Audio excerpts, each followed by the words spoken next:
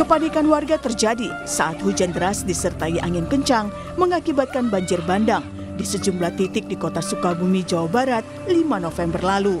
66 rumah rusak dan tersebar merata di 7 kecamatan kota Sukabumi, Jawa Barat. Hujan deras disertai angin kencang juga membuat pohon tumbang di beberapa titik. Hujan deras disertai angin kencang juga terjadi di Kabupaten Pringsewu, Lampung. Akibatnya, sejumlah atap rumah rusak dan terbawa angin kencang. Sementara itu di Tangerang, Banten, hujan deras mengakibatkan jalan alternatif di Kecamatan Pagedangan longsor. Jalur ini biasa digunakan warga sebagai akses penghubung wilayah Parung Bogor dan Tangerang. Warga sekitar menyebut longsor terjadi tiba-tiba saat intensitas hujan tinggi. Badan Meteorologi, Klimatologi, dan Geofisika Bandung memprediksi cuaca ekstrim akan terjadi November hingga Maret 2025. Cuaca ekstrim ditandai dengan peningkatan curah hujan serta hujan deras disertai angin kencang dan petir. Selain itu, BMKG juga meminta masyarakat waspada bencana hidrometeorologi berupa banjir bandang, longsor, hingga puting beliung. Untuk itu, BMKG menghimbau agar wilayah yang rentan banjir dan tanah longsor untuk waspada, menebang pohon yang diperkirakan rapuh, serta memperbaiki saluran air yang sudah tidak optimal. Bulan November prediksi peningkatan curah hujan dan dalam periode rentang periode musim hujan di Oktober hingga dengan kurang lebih bulan Maret nanti, Maret-April ini yang paling banyak dominan puncaknya ada di bulan November. Dan mengantisipasi dengan perubahan cuaca seperti ini dengan adanya potensi peningkatan curah hujan pada bulan November, yang biasa umum terjadi bencana hidrometeorologi pada saat musim hujan, yaitu adalah banjir bandang, ataupun tanah longsor, ataupun hal lain seperti potensi hujan yang terjadi bisa disertai kilat atau petir dan angin kencang. Lalu apa saja yang harus diantisipasi dalam menghadapi cuaca ekstrim dan bencana hidrometeorologi? Tim Liputan Kompas TV. Saudara, bencana banjir, hujan deras hingga angin kencang terjadi beberapa waktu terakhir di sejumlah wilayah di Indonesia. Bagaimana warga mempersiapkan diri menghadapi cuaca ekstrem dan bencana hidrometeorologi sebagai tindakan mitigasi? Kita bahas bersama Kapus Datin dan Komunikasi Kebencanaan BNPB, Abdul Muhari. Selamat pagi, Pak Abdul. Selamat pagi, Mbak Otavia. Ya, Bapak, kita awali dari banjir bandang yang terjadi di Sukabumi. Saat ini sudah seperti apa kondisi penanganan pengungsi dan juga kondisi lokasi bencana di sana? Untuk banjir bandang di Sukabumi memang di beberapa tempat itu kita lihat dari video amatir memang harusnya sangat kuat ya. Tapi pada umumnya itu ada yang paling banyak terdampak masyarakat itu di banjirnya, bukan di banjir bandangnya. Untuk penanganan sendiri, BNPB sudah berkoordinasi dengan pemerintah daerah memberikan dukungan darurat kepada masyarakat setempat dan pemerintah daerah untuk melakukan hal-hal yang diperlukan dalam fase kedaruratan ini. Untuk kerusakan dan dampak sendiri kita masih melakukan pendataan, tidak terlalu signifikan, tetapi tentu saja tetap ini kita dampingi. Selain itu juga ada di beberapa tempat lain, sebenarnya tidak hanya di Jawa, Mbak Octavia, ada di Sopeng, ada di Nusa Tenggara Barat, dan beberapa tempat lainnya. Memang ini seperti disampaikan oleh BMKG, ini kita mau masuk musim hujan ya, yang biasanya dimulai pada bulan Desember. Nah, pada fase peralihan ini dominannya memang cuaca ekstrim, baik itu yang disertai hujan maupun tidak disertai hujan. Nah, untuk yang disertai hujan ini memang fase-fase periodenya. Jadi dari data historis yang dimiliki oleh BNPB pada fase Oktober sampai awal Desember, itu bencana paling dominannya memang cuaca ekstrim, angin puting beliung, cuaca ekstrim dengan kerusakan umum itu biasanya ada di bagian atas rumah masyarakat. Jadi memang untuk antisipasinya dalam fase pancaroba ini, peralihan dari kering ke hujan ini, mari kita lihat sama-sama kembali struktur rumah kita masing-masing, terutama bagian atas ya, karena ini yang biasanya paling berdampak. Atap terbang dan seterusnya kita perkuat lagi, dan yang terutama mungkin kepada pemerintah daerah, BPBD khususnya, perhatikan selalu perakiraan informasi cuaca, karena untuk peringatan dini sebenarnya kapan akan terjadi, di mana akan terjadi, itu untuk hidrometeorologi, untuk banjir bandang, tanah longsor, kita masih belum bisa menentukan waktu, tempat, dan kapannya, besarnya. Jadi memang kita bergantung pada informasi cuaca yang disampaikan BMKG. Nah, di lapangannya kalau hujan terjadi menerus lebih dari 1,5 jam, lebih 1 jam, 2 jam menerus dengan intensitas tinggi ini melihatnya di lapangan kira-kira seperti apa ini. Jadi kalau kita siang hari, itu objek yang kira-kira 100 meter dari titik kita itu tidak terlihat dengan jelas. Itu hujannya udah intensitas tinggi.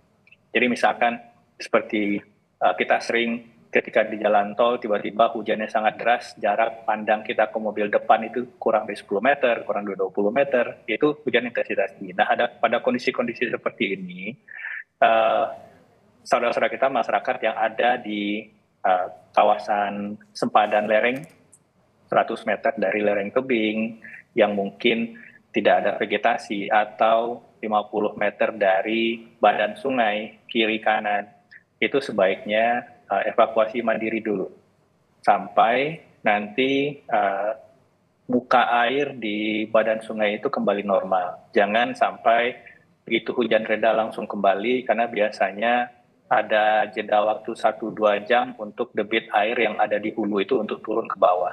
Misalnya ada jeda waktu 3-4 jam untuk debit di Katulampa untuk turun sampai ke Kampung Duri misalkan. Meskipun mungkin Kampung Durinya tidak hujan gitu. Jadi hal-hal seperti ini yang perlu kita perhatikan supaya kita lebih awas dalam fase-fase pancaroba ini, Mbak Octavia. Oke, harus ada catatan juga nih bagi masyarakat soal memperhatikan bagaimana kondisi rumahnya supaya juga ada persiapan begitu ya ketika menghadapi cuaca ekstrim ini. Oke, Pak Abdul, BMKG ini kan memperkirakan cuaca ekstrim terjadi sampai Maret 2025. Sejauh ini sudah adakah pemetaannya daerah mana saja yang berpotensi terjadi cuaca ekstrim dan juga bencana hidrometeorologi ini? Ya, untuk pemetaan risiko daerah-daerah yang berpotensi terdampak oleh intensitas faktor cuaca ya, intensitas hujan tinggi, cuaca ekstrim yang puting beliung, kita sudah memiliki mappingnya sampai ke level kecamatan ya di Inaris, tetapi kita juga melengkapi itu dengan historis kejadian, Mbak Octavia, karena kadang-kadang suatu tempat kalau tahun ini terjadi banjir, tahun depan biasanya pasti juga akan terdampak banjir juga. Ini perulangannya pasti seperti itu.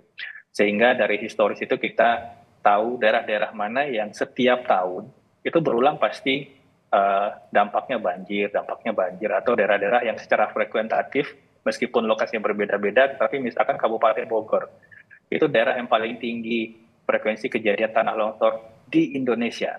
Jadi kabupaten paling tinggi frekuensi tanah longsor di Indonesia adalah Kabupaten Bogor. Nah, hal-hal seperti ini kita sudah ada datanya sampai level desa. Kita beberapa kali menyampaikan kepada pemerintah daerah untuk siaga di lokasi-lokasi yang memang langganan dalam tanda kutip ini bencana ini.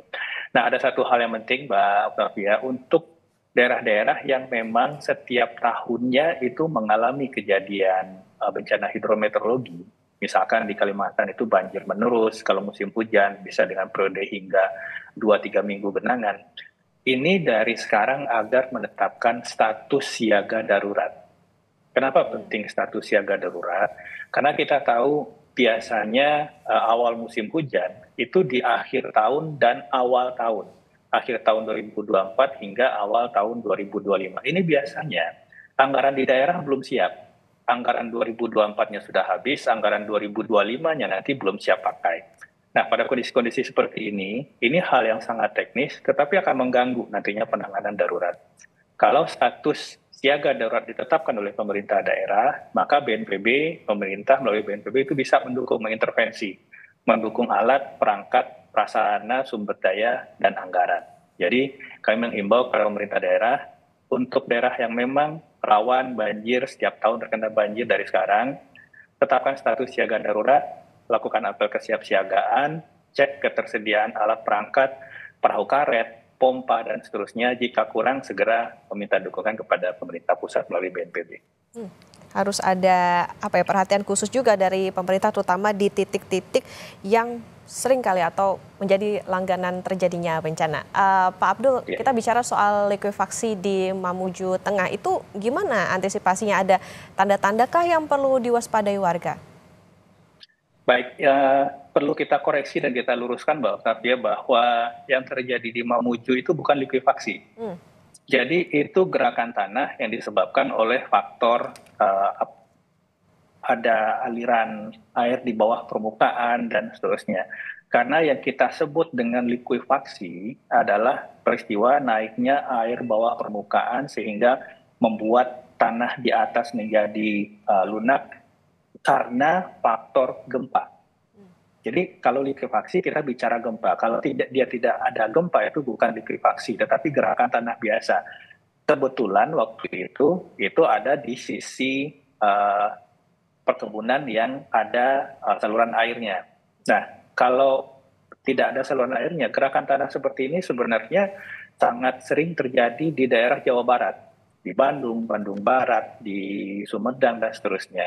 Jadi itu bukan likuifaksi, itu ada peristiwa gerakan tanah yang memang sepertinya seakan-akan berjalan seperti gempa Palu 2018, tetapi itu bukan likuifaksi, itu faktor karena kegemburan tanah dan faktor ada faktor ketersediaan dan aliran air di bawah permukaan.